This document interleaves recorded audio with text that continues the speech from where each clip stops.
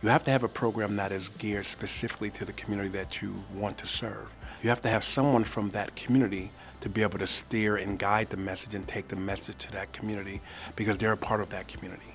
And so our multicultural donation education program does exactly that. It lends a voice and it lends an ear that people want to know more information, and people are like sponges. Once we tell them the benefits and how they can be involved, I think we all want to be involved in something.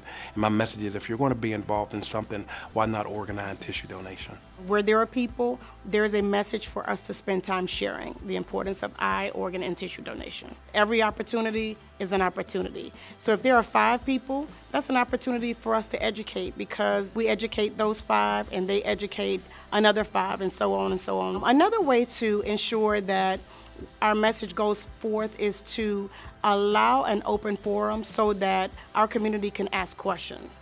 We open ourselves and with the knowledge base that we feel comfortable with, so that the community can ask those questions, so that they can be armed with information to go out and make those decisions to become organ, eye, and tissue donors. We have to be consistent in our message. We have to be diligent. We have to show up. And we have to be resources for the community, because when you start trusting an individual or start trusting a organization, you see better results. And that's what we've had over the 28 years that I've been here, is consistency. And we have a consistent message, and we build a lot of trust within the community and throughout the state of Georgia. When we meet families, we meet them in the ICUs, we meet them in the ERs, we meet them at our major hospitals, at smaller hospitals throughout the state of Georgia in their time of need, to be able to provide them with timely information and provide them with the space to be able to make a thoughtful decision about organ and tissue donation. For minorities, there are many barriers that prevent them from being able to have a thoughtful opportunity to say yes to organ donation. And what the MDEP program has provided is information directly to the community that gives them the opportunity to discuss it with their family and their loved ones before they enter an ICU or an emergency room, so they can say yes to organ and tissue donation and really honor their loved one in the most respectful way. When we focus on the African American and Hispanic community specifically, it has really changed the perception of life. It's changed the perception of organ, eye, and tissue donation, because we're able to provide not only information and education, we're also able to provide through our volunteers people who've been through it. We provided recipients and families who've donated their loved ones' organs and let them share their story. And what that does, it gives hope to people and say, well, you know, if you can do it, why can't I do it? My husband had helped me that morning with getting my daughter ready for us to go out of town. And he made sure everything was ready, and he headed on. And fortunately, I had recently gotten caller ID, and the phone rang.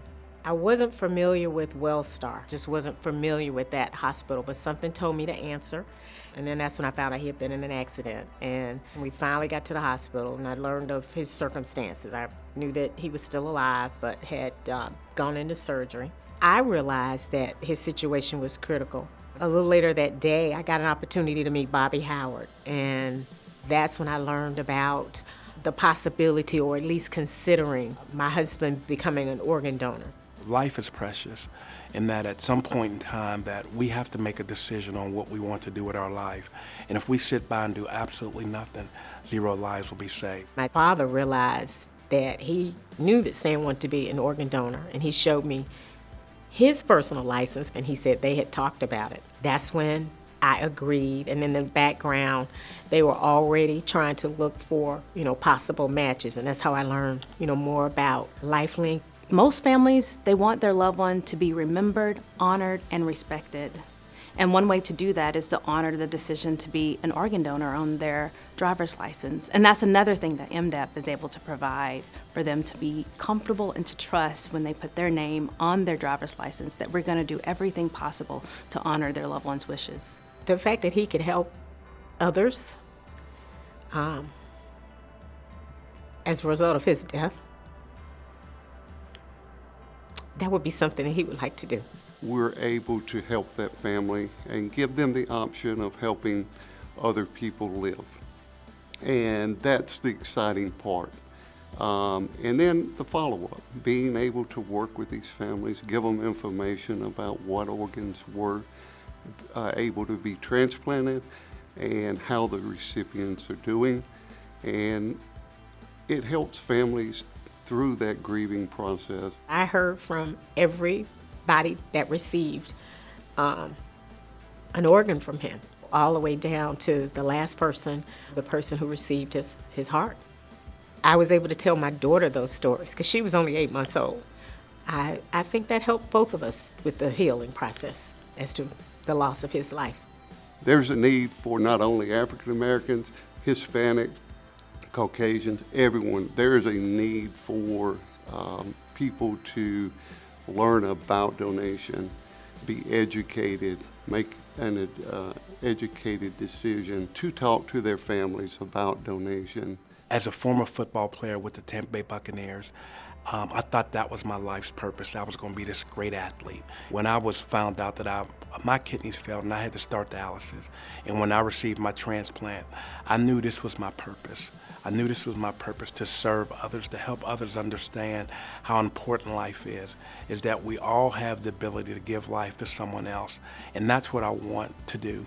That's why I'm here, because I want those who are waiting to have the same benefits and the same joy that I've had to receive a life-saving transplant and to continue my life. So this is not my job. This is a part of my life.